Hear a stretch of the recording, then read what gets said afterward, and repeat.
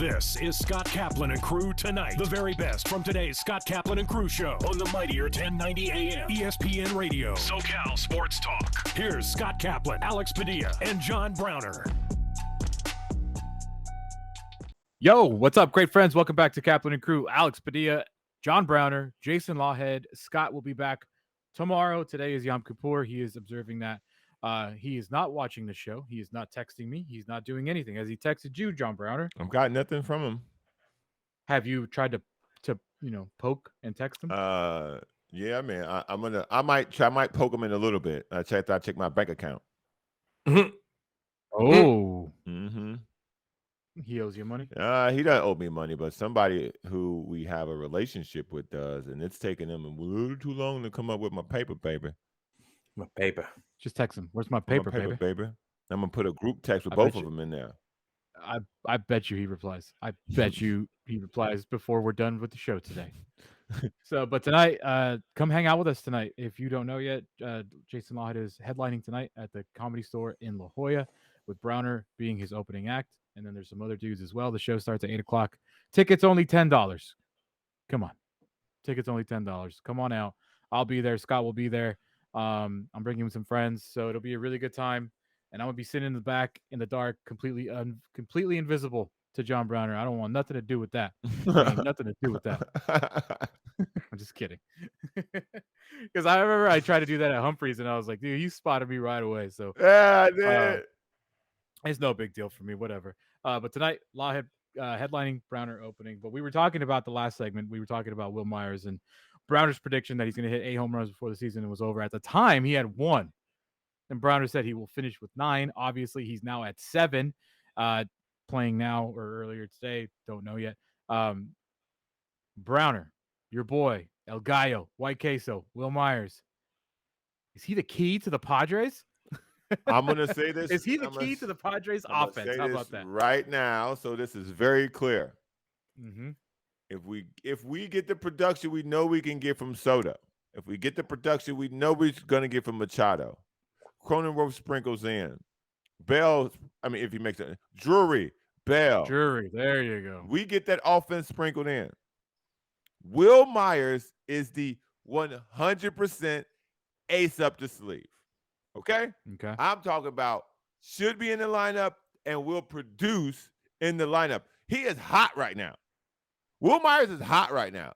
And so if you now then, with a couple, well, not really a couple of days off, but you get the day off, and if you sit him, and listen, and especially if you sit him and you put what's this kid's name in center field?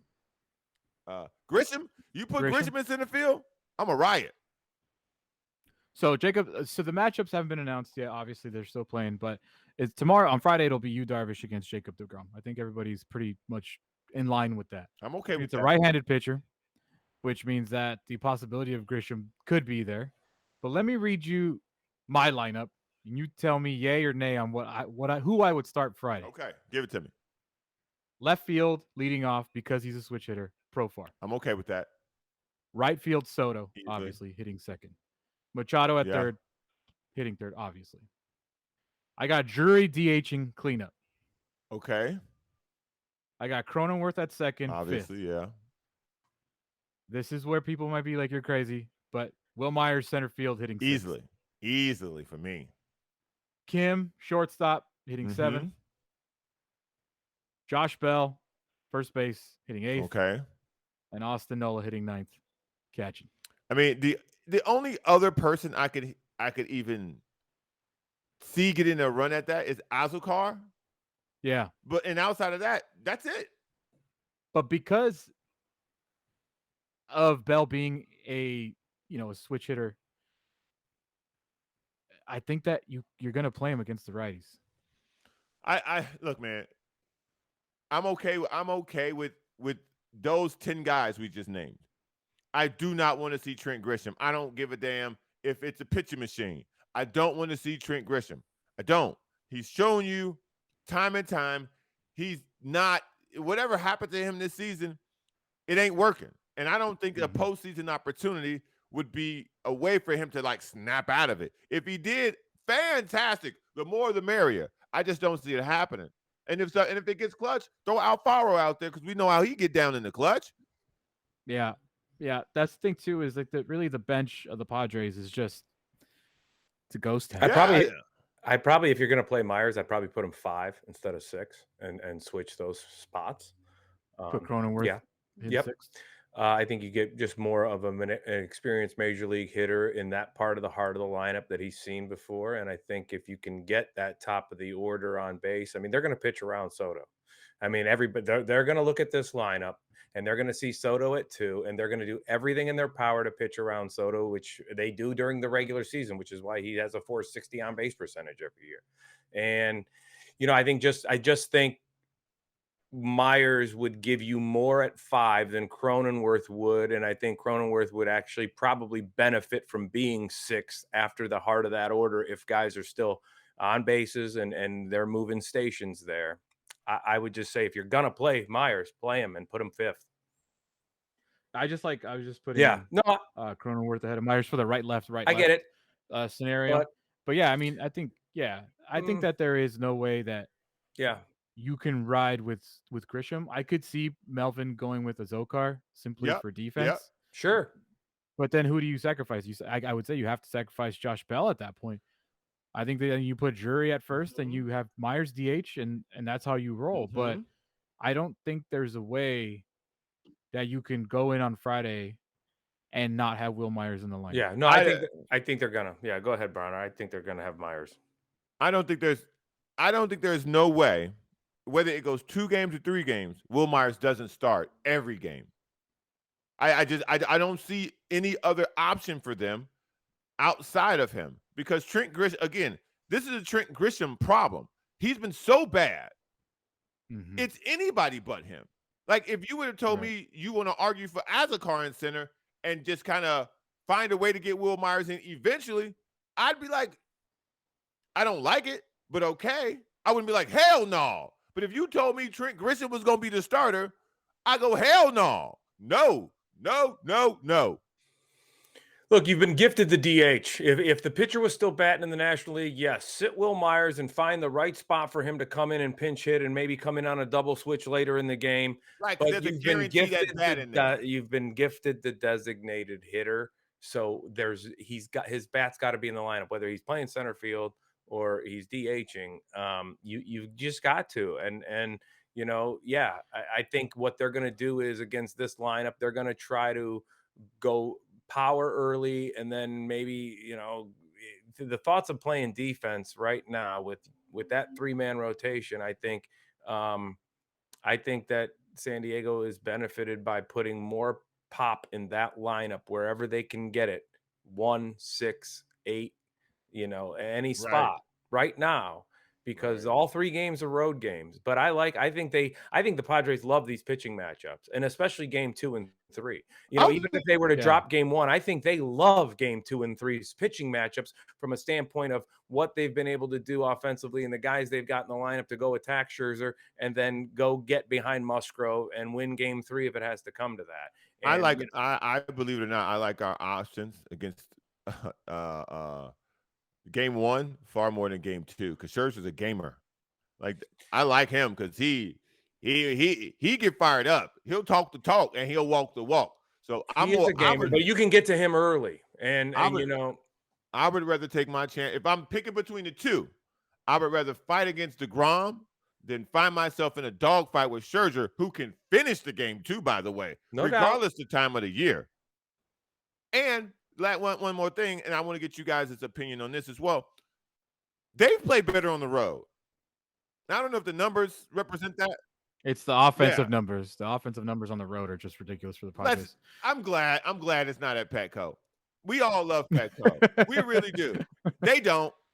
They don't appear to. We love it. It's fantastic for us. But they are better on the road. And I think of all the things and the combinations and mixes that we're talking, going back and forth about, I think the biggest thing is that this game is in New York, and it's not here. Because if it was here, I'd be worried at a 2-1 game. A 2-1 game does not favor us against the Mets. Yeah. Overall at home, they're 44-36, not including today. On the road, they're 45 and 36. So they're basically the same team record wise, home and on the road, which is a good thing. Right. But here's where it gets crazy. At home, they've scored 300 runs. On the road, 404. It makes no Incredible. sense. It makes Petco no Park, sense. I believe Petco Park is like the second. I got to look this up, and I don't even know where to look this up. But I'm pretty sure the second fewest runs have been scored at Petco Park in all of baseball.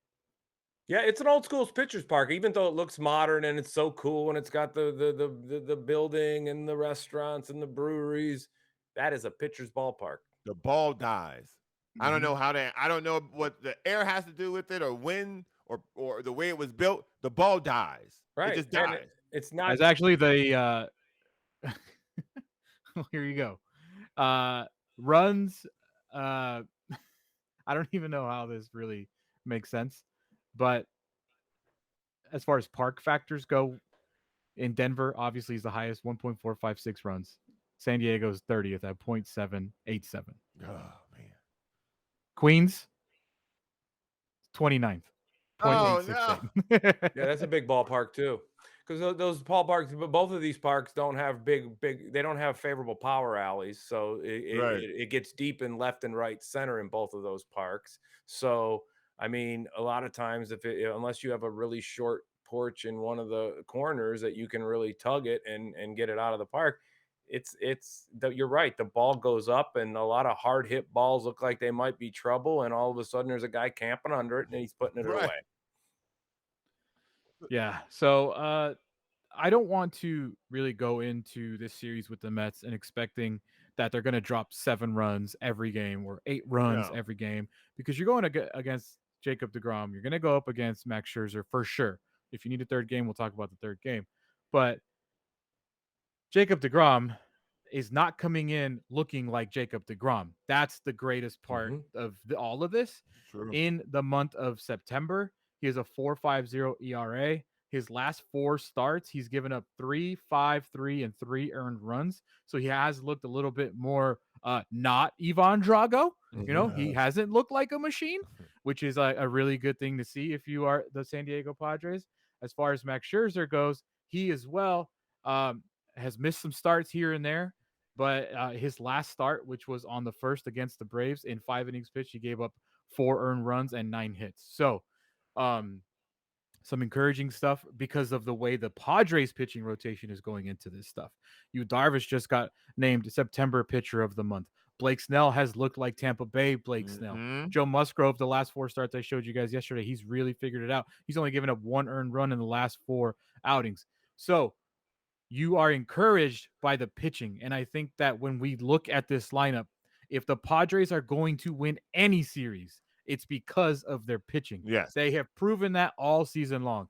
Their offense is up and down and up and down. It goes on streaks. Right now, they're on a good streak, but their pitching is what is going to get them to where they want to go. And when you listen to these guys talk yesterday after the game, Ha-Seong Kim was interviewed via his interpreter, and he's like, I mean, yeah, we're going to win the whole thing. Like, you're just like, all right, dude. You're hearing Joe Musgrove saying, like, hey, this is what we're built for. We're confident. This is just the first of many champagne celebrations. Will Myers, we didn't come to this season just to make the playoffs. We're a dangerous team. They're saying all the right things. They have all the right confidence. They're playing loose. They're playing free. So if the pitching shows up against the New York Mets, the Padres have a real legit chance of advancing to the NLDS. You know what I want to do?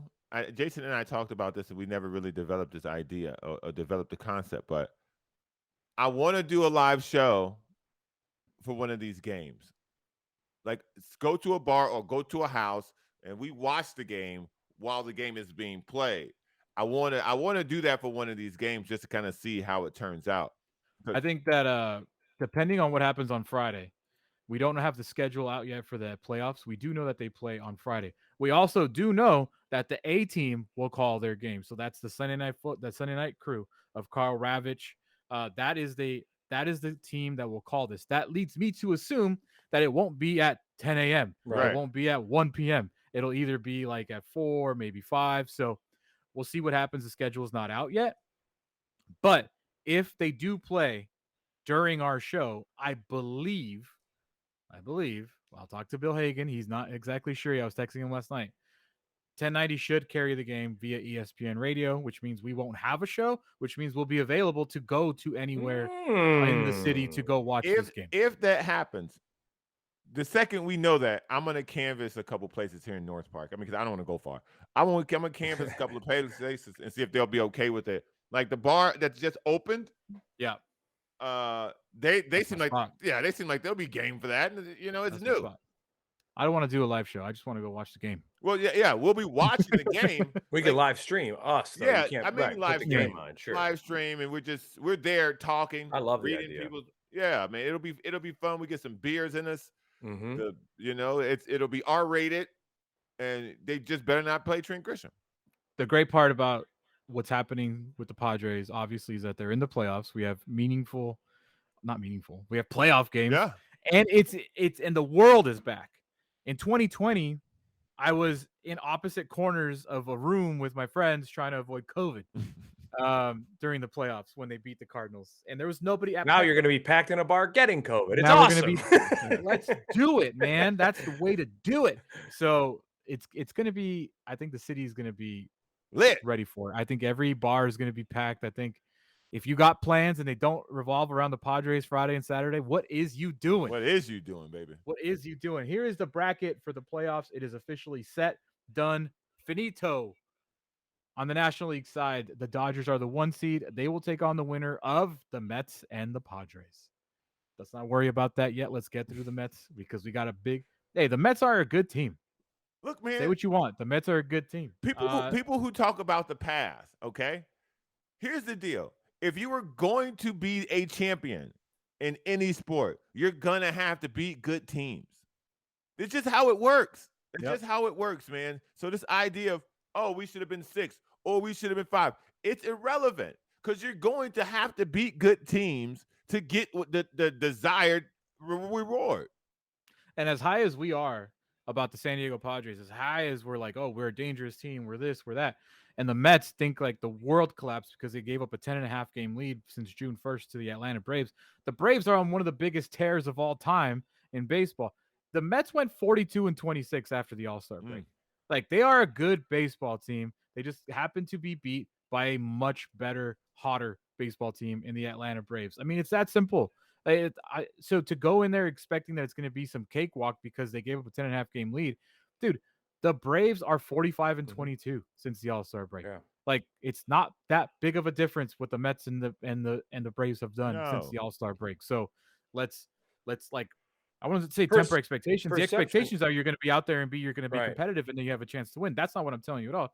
But let's not act like we're just going to roll this team over because they gave up a 10.5 game lead. This is a good team. The good thing is perception sometimes is a little bit of reality, though, right? So yeah, that perception of the world collapsing, the tension in the fan base, the players feel that playing in the Big Apple. I think you made a point earlier, Browner, and I think it's right. I think that you'd rather have some nail-biting Mets fans feeling like the world's going to end in their park playing loose than having all the ones that are in a great mood that live on the West Coast coming to Petco because they love their Mets because they never get to see them and they see them in through a different lens probably. Right. So you'd have a park full of Met fans that are so excited that they're out here playing in San Diego or vice versa. Whereas now you got the New Yorker that's been listening to talk radio in New York and his opinion's been swayed. He's not looking at it through the idea of 42-26.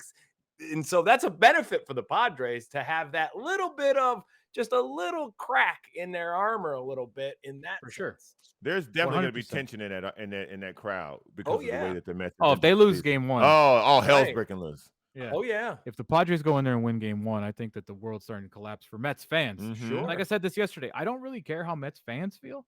I care how does the team feel. Does the team feel like they gave up a massive, historic 10.5 game lead and they're a terrible team? If they feel that way, if they're going into this playoffs that way, that's a good thing. For us. But if they're like, hey, Lindor slumping a little bit going in, and he was never a big October guy for the Indians. There was some games he had, but he kind of, went away against the Astros. He went away against the Yankees in the series after the World Series team. So he's got a lot to prove postseason wise, and he hasn't been hitting the ball the best down the stretch. So as long as the Mets don't have any former Padres, we good. Yeah. Do they? As long as they don't have any. I mean, Not they too got much. Pete Alonso. They got Lindor. They got some guys. Oh, Oh, yeah, no. that They're guy. good. Again, they're good. You can't make They're good. mistakes. I'm just saying, the people that kill us are ex-Padres. So I don't care who that person is. They show up in a playoff series, they're going to turn into Barry Bonds. Now I'm looking now to see if they have anybody. I don't think they do. I don't think they do either. I just threw that out there just in case. I think the Guardians and the Mariners are basically Right. Padres B and Yeah. Padres C. So Yeah, we got a lot of good job, AJ Preller. You just built 3 teams that are in the playoffs. Yeah, at least he gave them to small markets. Yeah, at least he did. When we come back, I want to take a look at the rest of the playoff bracket. I want to talk to you guys about odds and how Vegas does not believe in your San Diego Padres. Shocker. And then we'll get into what happened in Texas yesterday. Aaron Judge hit number 62, and Roger Maris Jr. has a hot take. Wow. Shocker. It's the 7 Mile Casino, 7milecasino.com. Just minutes away from downtown San Diego. 7 Mile Casino, a proud sponsor of the Kaplan and Crew show. And remember, they have all your favorite table games at Sammy's Restaurant and Bar with a full bar. What a great place to watch a baseball game, by the way. Talking about which, Browner. When we come back, we'll get into more of the Padres. We'll talk about Aaron Judge. This is Kaplan and Crew, kaplanandcrew.com. We'll be right back with more of Scott Kaplan and Crew tonight. The very best from today's Scott Kaplan and Crew show on the mightier 1090 AM ESPN Radio. SoCal Sports Talk. You're watching Kaplan and Crew tonight, powered by the mightier 1090 AM ESPN Radio and Your View, featuring the best sports talk in SoCal.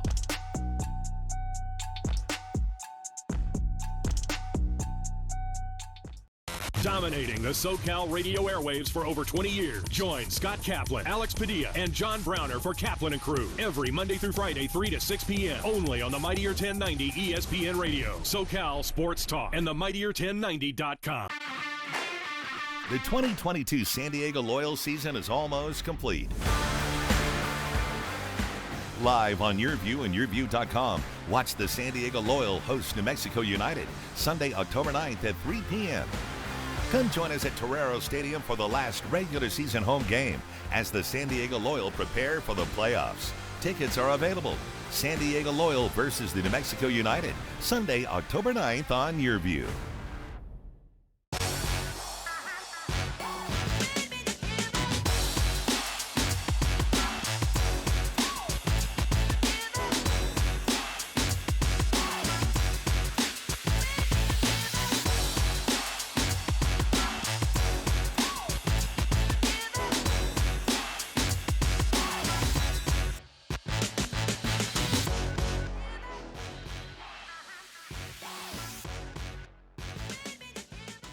I thought I was okay. I had a degree, I had work experience. I should be able to provide for my kids. But they're just things that you don't plan on in life.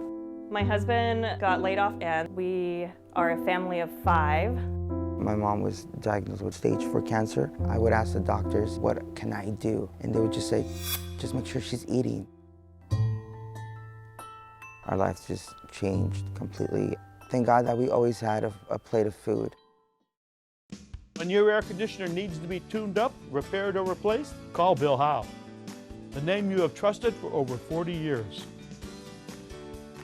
We carry the most reliable, energy-efficient brands that will fit your budget. Whether you are looking for a traditional or ductless air conditioning system, you know who to call. Call 1-800-BILL-HOWE. Bill Howe. Because we know how. Do the ups and downs of the financial markets have you on a roller coaster? Don't let the market take you and your investments for a ride. Stabilize your funds with SDCCU's Great Rate Savings, Money Market, or Certificate accounts. Choose a savings option that meets your needs and watch your money grow with SDCCU. Earn 1.5% APY on a 12-month certificate or 2.5% APY on a 36-month certificate. Open an account at sdccu.com/now. SDCCU, it's not big bang banking, it's better. Change the way you look and feel with San Diego's most comprehensive varicose and spider vein treatment facility. San Diego Varicose Vein Treatment Center offers minimally invasive, pain-free procedures performed by board-certified cardiologist Dr. Tahizadeh. With over 17 years of experience, we specialize in the diagnosis of varicose veins, spider veins on the face, hands, and legs, ankle discoloration, leg swelling, and more. Improve your vein health today. Visit consultation.sdveintreatment.com or call 619-582-2404. Welcome back This is Scott Kaplan and Crew Tonight. The very best from today's Scott Kaplan and Crew show on the mightier 1090 AM ESPN Radio. SoCal Sports Talk. Here's Scott Kaplan, John Browner, and Alex Padilla. Yo, what's up, everybody? Welcome back to Kaplan and Crew with Just the Crew today. Alex Padilla, John Browner, Jason Lawhead filling in for Scott. He'll be back tomorrow. He's observing Yom Kippur right now. We'll see him tonight at the Comedy Store where Jason and Browner will be performing. Jason headlining, Browner opening. $10 at the Comedy Store in La Jolla. It's a great venue. It is a great time, and we will be there with you, the great friends. While we were talking the last segment, I was like, we don't know what time they're playing it. Yes, we do now, because in the commercial break, the times came out, and now we know that our Padres taking on the New York Mets is the game for ESPN because it is at 5:07 p.m. Friday night, ESPN, National League Wild Card, Game 1, 5 p.m., boys, Friday night. What better time? So what is you that? Got the what big are we stage. Do? You got you're not playing the 9 a.m. game. That's the Rays and the Guardians. You're not playing the 11 a.m. game. That's the Phillies and the Cardinals. And you're not playing the 1 o'clock game. That's the Mariners and the Blue Jays.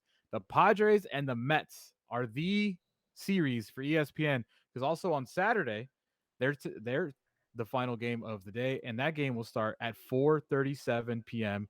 on Saturday night. So there you go. Do they have an if necessary time for Game 3, or is that still TBA? Yep, that is the 4:30 as well on Sunday. Okay, yeah. New York, the only real big market that's in the opening round. So, yeah, San Diego fans benefit from the Dodgers and the Yankees being idle, and that's huge. It is very big. I love that. I don't know what that means. I mean, our show's short on Friday, so it looks like we're doing a full show. But then we need to talk to somebody about if you guys want to do that, about where we can go, what we can do. I'm 1,000. I'm 1,000% in on that. 1,000% in on that. Because I think that it'll be a good opportunity for us to get out. We just got to find the right people. I'm gonna take a walk after the show today and kind of canvas and communicate. I got two places. I got two places in mind. I think I got one place in mind. Where? 7 Mile Casino.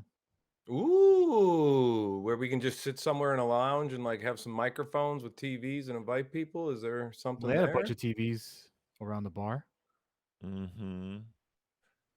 I like that idea because they're our partner, and we always want to give them the first. Yeah, that's probably that's very nice light bulb there, Alex. Space wise, maybe we would need them to make some accommodations. Let's just pack that junk. Yeah, I gotta get this. See if we can get enough people in that junk. Friday, 5 o'clock, Padres. Friday! At the Mets. The Mets are a 100-game winner, by the way. They won 100 games, so this is not some cakewalk. The Mets are favored, -170. That's a good bet with Darvish, the way Darvish has been going. So that means that the what is San Diego at the plus side? That doesn't always equal. Yeah, I was going to say it doesn't always equal. So plus 150 is, not a bad bet with Darvish, the way he's been going, and kind of like you said, DeGrom has not been the DeGrom that has been like the guy that we've anointed as, Yeah, for Game 1, the Padres are the biggest underdog of the weekend or of Friday. Cleveland -125 over the Rays, St. Louis -140 over the Phillies, Toronto -150 over the Mariners, and the Mets -170 over the Padres. But I think you're right. I think the money line will probably change once people start putting in bets because I think people will see Darvish. I think people will have this perception that we talked about the Mets been struggling recently. So I think we'll see. And then also, this is just a projection. This isn't set in stone as to what will happen on over the weekend. But this is the expected pitching rotations. If you're watching, if you're listening, I'll tell you. Friday, it is expected that's going to be Yu Darvish versus Jacob deGrom. On Saturday, Blake Snell versus Max Scherzer. And if necessary, on Sunday, Joe Musgrove versus Chris Bassett. And you're like, who's Chris Bassett? Well, he's 15-9 with a 3.42 ERA this year. So he's no pushover. Blake Snell 8-10 with a 3.38 ERA. He's obviously been pitching better the last month or so of the season. Max Scherzer 11-5 on the season with a 2.25 ERA.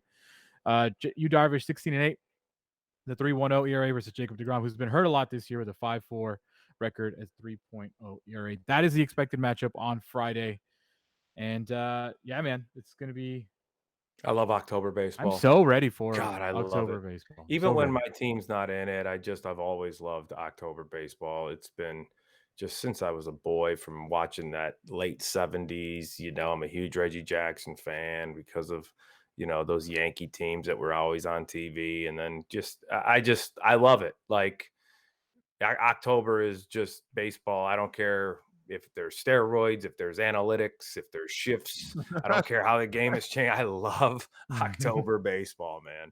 You want to talk? I do. It's awesome.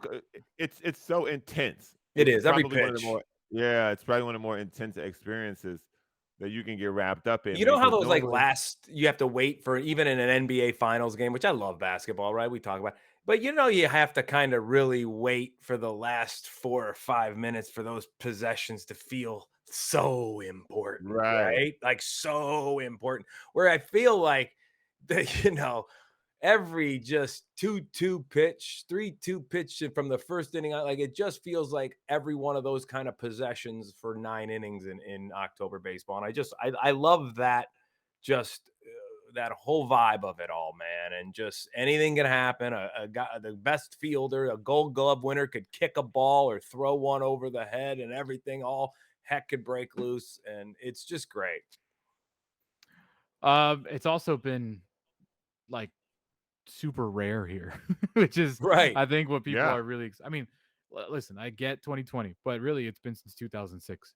Yeah, and that's a very long time. And if you do win this series, then Petco Park will actually host a playoff game, which is going to be just incredible. The way the crowd has been here, the second most attendance ever at Petco Parks. They're only beaten by the inaugural season in 2004, the most sellouts they've ever had in a single season. San Diego's all in on the Padres. And, I think the Padres are all in too. I don't know if they're going to win it all. Obviously, the investment that the organization has made in this team has absolutely paid off tenfold, whether it be in fan participation, whether it be in merchandise purchasing, or whether it be in just enthusiasm that the community and the city has had for the team this year. So the idea that spending money doesn't always work, that is true. In this particular case, right now, spending money has absolutely paid for itself.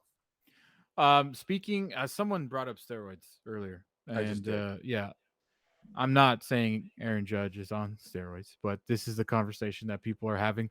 He's the clean home run king because yesterday, Aaron Judge finally hit number 62. Swung on. There it goes. Deep left. It is high. It is far. It is gone. Number 62 to set the new American League record. Aaron Judge hits his 62nd. All the Yankees out of the dugout to greet him. Just think of it. 3 Yankee right fielders. The Babe hitting 60 and 27. The Jolly Roger hitting 61 and 61. And now Aaron Judge hits his 62nd home run, the most home runs any American leaguer has hit in a single season. There you go. Aaron Judge, number 62. It felt like, is he going to get it? He's kind of seemed like he was like pushing. Mm-hmm. So now he is sixth all time with 62 home runs. Barry Bonds, number 1. Mark McGwire, number 2 with 70. Sammy Sosa, number 3 with 66. McGwire, number 4 with 65. Sosa, 64, 63. Roger, and then it's Aaron Judge. Yeah, so he's 7. He's 7 alone now, is what he is. He sits at 7 alone, right? Alone. So it's incredible, and I think what's for me, I can only speak for me. I don't know how much you guys have been paying attention to Aaron Judge. I'd say probably like around 55. I started paying more attention to it, but it didn't feel like he was breaking a record. It felt like he was hitting home runs in numbers that we've never seen before, like we haven't seen in a long time. But like when you're talking about, maybe it's because I was. Well, he wasn't breaking a record as much as he was setting the American League, resetting the American League record. But it never, obviously, and you guys might have a different experience. I was 12 years old in '98, and I thought it was like the dopest thing of all time because I'm a kid and I love baseball and I thought it was great. Never even heard of steroids as a 12-year-old. So when Bonds was doing it, like I think the conversation was a lot heavier about steroids at that point in 2001.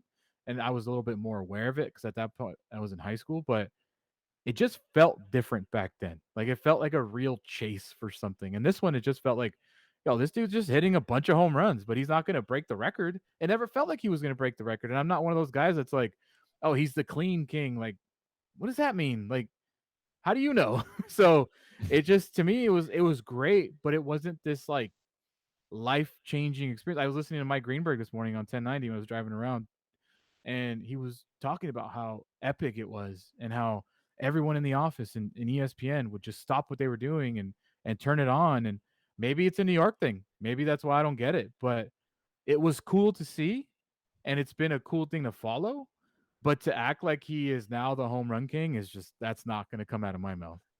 I find it difficult to even adjust my eyesight to think that this is like bigger than what they're trying to make it. This is the media, which we are a part of, driving a New York narrative. Mm-hmm. Whenever New York does something, it takes on a life of itself. That's what this is doing. What he has done is awesome. He is the American League home run king. It's phenomenal. No one's trying to take that away. But to say he's the clean king, okay. And now we're even, for me, I think now we're even, with DH being here for both leagues this year, I think now we're reaching on the whole American League home run king too. You know, like I just think the game is so meshed now. Teams play each other every single time. Like there's interleague play. Next year they're even going deeper into Yeah, interleague I think play, back yeah. then when there was no interleague play, when you only saw someone from the other league in the World Series, then yeah, that made a difference. Now it's MLB. You know, so even that American League home run king really is a stretch for me. Yeah, just to echo a little bit of what Browner said, and I really do believe this is way more important to just Yankee fans, because this is a Yankee record as well. This is Yankee greatness on display. This is Ruth Tamaris to Judge, and with some of the greats in between, and they own all three of these 60, 61, 62 numbers. But, and I'm not going to sit here and say that when you look at the steroid era, that era of home runs starting even with, you know, pre-Maguire with some other guys that started, you know, really hammering them where you never saw it. And then the numbers got conflated, right? Like you can't, you know, I'm never going to say Barry Bonds wasn't one of the greatest hitters of all times, but you can't also look at the stats in those ranges and go, okay, these are totally inflated from any of the other stats that these guys ever put up.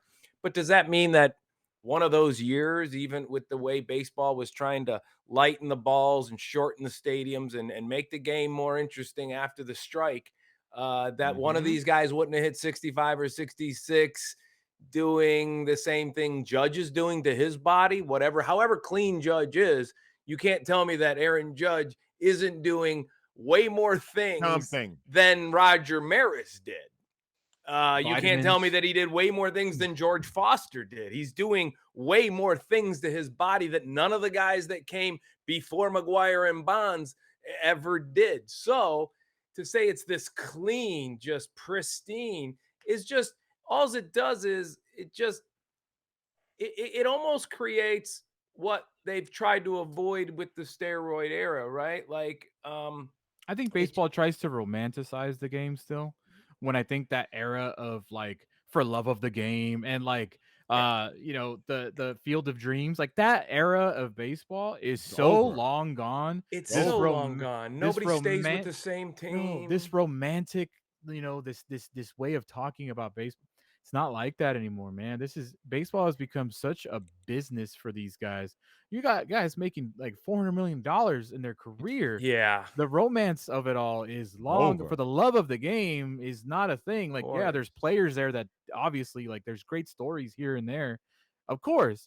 But the real romantic, if you really wanted to follow something this year, if you really want to romanticize this game, I mean, in an era where guys that hit 30 to 40 home runs strike out 200 times a year, we had a guy that hit 30 to 40 home runs. We have a guy that can strike out 200 guys. Right. I mean, that is beyond, you know, 36 home. I mean, top 10 in 6 offensive categories, top 10 in 5 pitching categories is more impressive than in 75 home runs. To me, I mean, if you sit there and you were to tell me and show me a guy that can go out and hit 2 on the day he goes 7 innings and strikes out 14 and hits a home run and a triple in the 2-hole and is in those numbers in those categories, I don't care if the cleanest guy ever, came in and hit 77 home runs. That would be more impressive because before we get into who's better, who's the MVP, which is not where we're going with that conversation, I 100% agree with what Jason just said. I think what Shohei Ohtani is doing is more impressive than what Aaron Judge did. Oh, God. How do you owe God that, Browner? How? I just don't understand how you're Where is still. he? Where is he? I don't care where he is. Where he is what I just said. In the top 10 in the top 10 in 6 offensive categories in the top 10. Cy Young? Is he the Cy Young? Could be. He could be. I'm just asking you. He's got the 6th most wins and the 58th most starts of pitchers in America. He's going to be top 3 Cy Young and top 2 MVP votes for sure. I mean, that's insane. And if his team was a little bit better, and if you just talk about a guy who won 16 games in 29 starts for a team that stinks. I mean, these guys stink. Yeah. It's impressive what he's doing. Like, I don't need to have a whole is he the best ever? Like what Shohei Ohtani is doing is simply impressive. That's where I'll leave it. Like, I don't need to have the whole Ohtani argument again. It's unheard of. The old phony argument again. 62 home runs is not unheard of. 66 isn't unheard of. 70 is not unheard of. This is unheard of in 150 years of the game of baseball, no matter how it's changed, stayed the same, or become a melting pot from all white to Asian and Dominicans and people of color. It's unheard of. It wasn't heard of in the Negro Leagues. It's unheard of. Cool. It's true. Dude, you're the only person on the planet that says cool, which is fine. Like, we've had this conversation. We don't need to have it again. Right. That's what I'm not rehashing the conversation. I just say cool. Do you think Aaron Judge hitting 62 home runs is more impressive than what Ohtani's doing?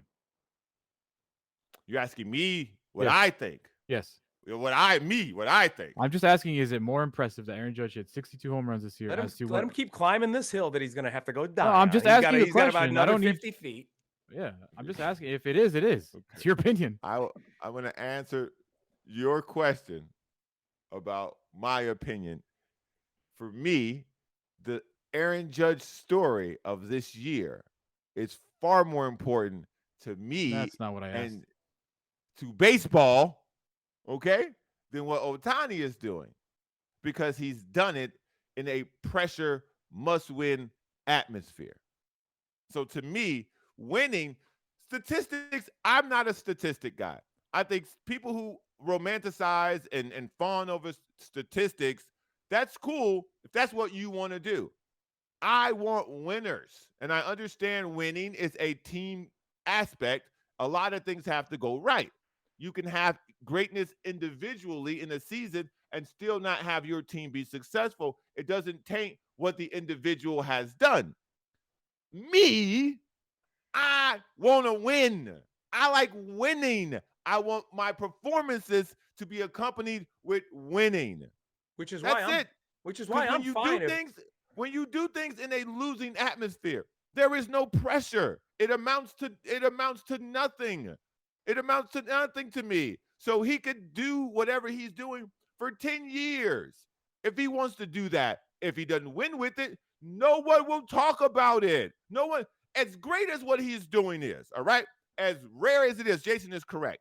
We have never seen this before. That's obvious. We've never seen this before. Nobody talks about it. Everybody talks about it. Because he's not winning. Everybody talks about it. What are you talking about? Where? Every single time he pitches, he talks about it. Every single time he does something, it gets talked about. He's the only reason why people talk about the Angels. Mike Trout is second in home runs in the American League, and no one's talking about that. No one. I intake more sports than just about anybody. I don't see it. It's not leading anything. Yeah. Well, to some of those points, which is why I'm fine. If I had a ballot now, we got a minute for American League MVP, I would cast it for Aaron Judge, based off the fact that my criteria when I would vote for something, if I see it that way, it would be what Judge's impact was on that winning team. Yes, he's the MVP. Ohtani will win one, I'm sure, one day, maybe a Cy Young and an MVP in the same year, whatever. But this is Aaron Judge's year to win the MVP, in my opinion. But what I'm saying is, don't convolute 62 home runs with the way New York is bringing it. If Shohei Ohtani wore pinstripes, like imagine then. If Shohei Ohtani was in Boston, like just imagine then. Yes, because it would be important. He's with Anaheim. I mean, Los Angeles. I mean, whatever. California. I mean, whoever. So I think he just broke the arbitration record too. I think he's going to pay like $30 million next year. Yes, he should make more. And I think more. And I think he's making that. And I don't know if he'll make that with the Angels, because if I was him, I think he's gonna bounce. So we can talk about it more, or we can move on to some big NFL news coming out of Indianapolis for the Thursday night football game. Also, these two guys' teams. These two. Well, you're not on screen. My bad. I was like, these two guys. This is what I was trying to do. These two guys are teams facing off on Sunday. We'll talk about that next. This is Kaplan and Crew, kaplanandcrew.com. Hunger is a year-round problem. The San Diego Food Bank and our North County Food Bank chapter provide food assistance at locations throughout the county. We need your help. Host a food drive, volunteer, or donate online. Thank you for making a difference. You're watching Kaplan and Crew tonight, powered by the mightier 1090 AM, ESPN Radio, and Your View, featuring the best sports talk in SoCal.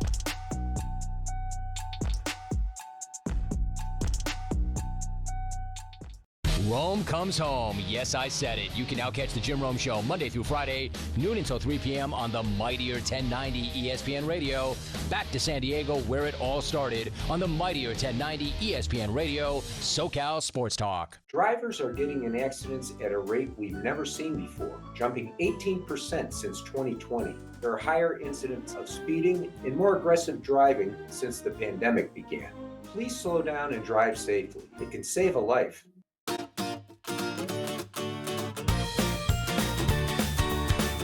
Please welcome 4 of the 5 San Diego County Teachers of the Year from the 2021-2022 school year.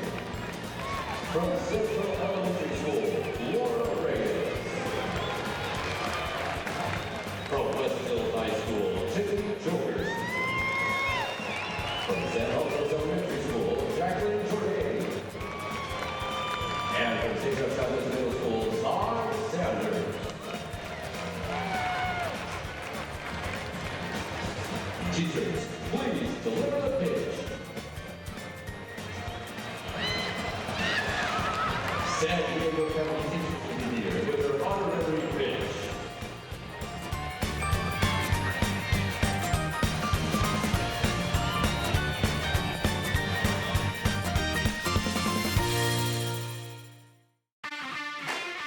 The 2022 San Diego Loyal season is almost complete. Live on Your View and YourView.com. Watch the San Diego Loyal host New Mexico United Sunday, October 9th at 3 p.m. Come join us at Torero Stadium for the last regular season home game as the San Diego Loyal prepare for the playoffs. Tickets are available. San Diego Loyal versus the New Mexico United, Sunday, October 9th on Your View.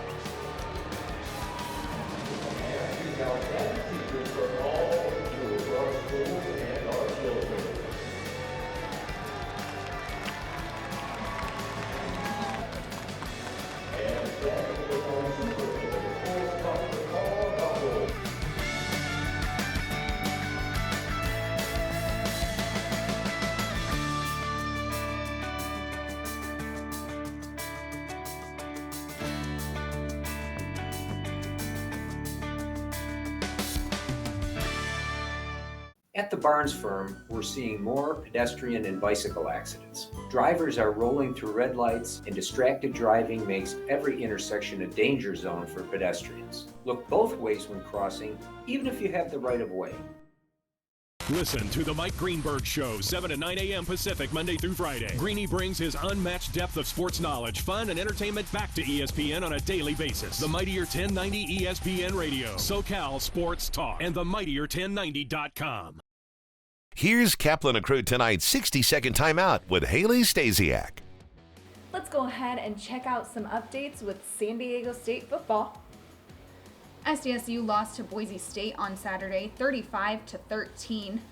The Aztecs got out to a 13-0 lead by the half, but that would be all they could get as the Broncos scored 35 points in the second half. SDSU did become the first team to shut out Boise State in the first half at home in 61 games. But Boise State outgained SDSU 302 yards to 15 in the second half to even the all-time series. The Aztecs had their 7-game road conference opener win streak snapped and lost a conference opener for just the second time in the last 10 years. The 333 yards SDSU was outgained in the loss is the largest deficit since the 2006 season. Jordan Bird again led the offense with 61 yards on 13 carries. This weekend, SDSU will take on Hawaii. That's your 60-second timeout. Now back to more Kaplan and Crew tonight. Kaplan and Crew tonight's 60-second timeout is presented by Your View. You're watching Kaplan and Crew tonight, powered by the Mightier 1090 AM, ESPN Radio, and Your View, featuring the best sports talk in SoCal.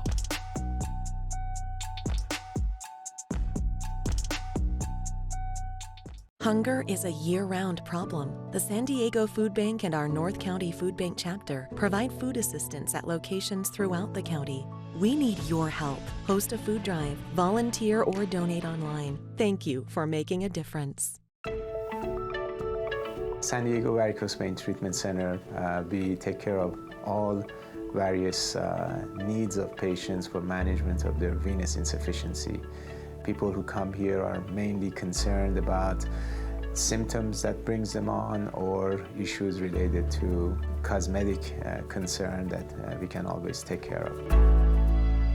Now with the advancement of technology and so many catheter-based treatments, we can treat our patients much more quickly, much more comfortably with less downtime. Patients love the result invariably. It's been a huge impact in my life to feel better, to be able to power walk again.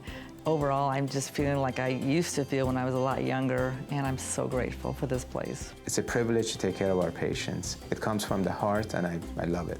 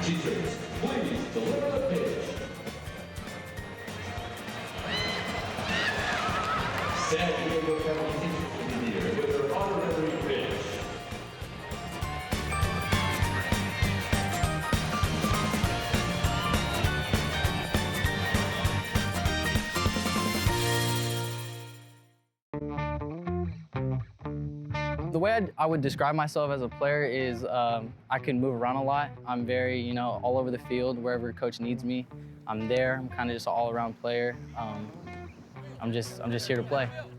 Let's go, baby! The thing I enjoy most about playing football is just being around the guys. I mean, the energy is just amazing. I just love coming out here and, just giving all my effort and just, we love to win.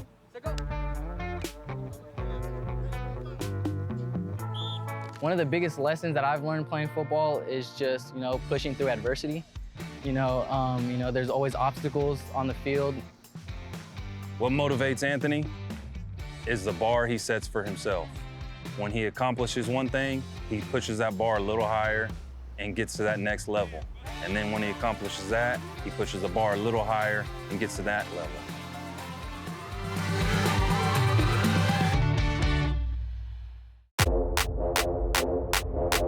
My name is Alejandro Eugenio Guido Perez. I play for the San Diego Loyal, and I'm a midfielder.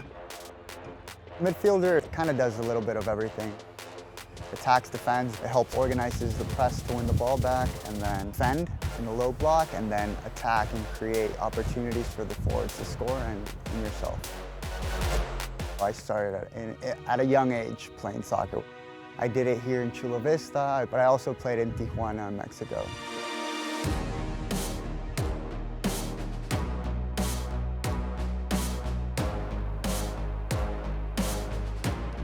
Definitely been restorative to be back home and be at a club, such a great club that values the person, not just the player. I've been able to grow tremendously on and off the field and be taken care of by the family that's around me and supporting me.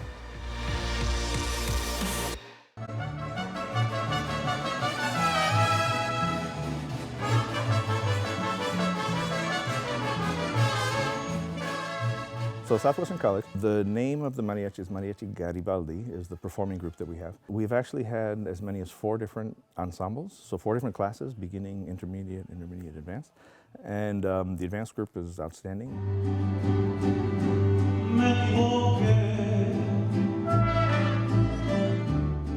We got that associate's degree in music with the mariachi specialization approved in 2004. And that was the first in the world anywhere. It's not a degree in mariachi music, it's a degree in music with a specialization in mariachi.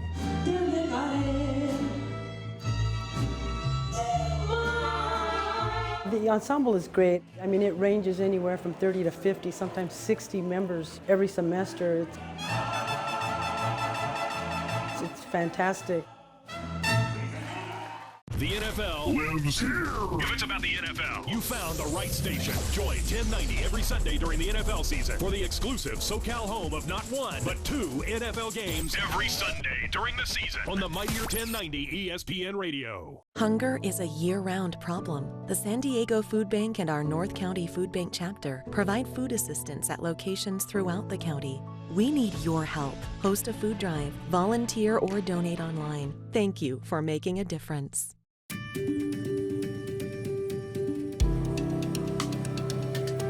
Home of Guiding Hands helps San Diego community in that we're a resource for families. A lot of times when families first identify that their child, their loved one, might have an intellectual or developmental disabilities, they don't know where to go. They don't know what to do.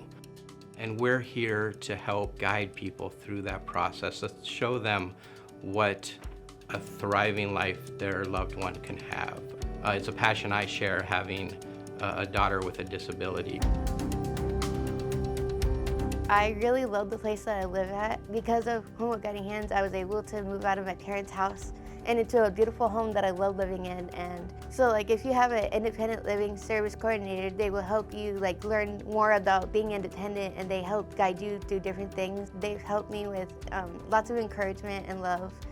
They've also given me an ILS worker who is an amazing person, and I love her so much. She's great.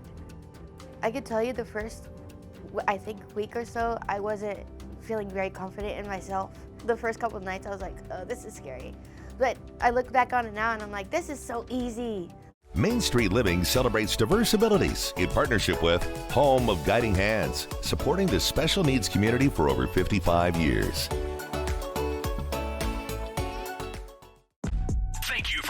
Yes. Catch Scott Kaplan and crew tonight from 7 to 8 p.m. Pacific every Monday through Friday. The very best from today's Scott Kaplan and crew show on the mightier 1090 AM ESPN Radio, SoCal Sports Talk. Hey,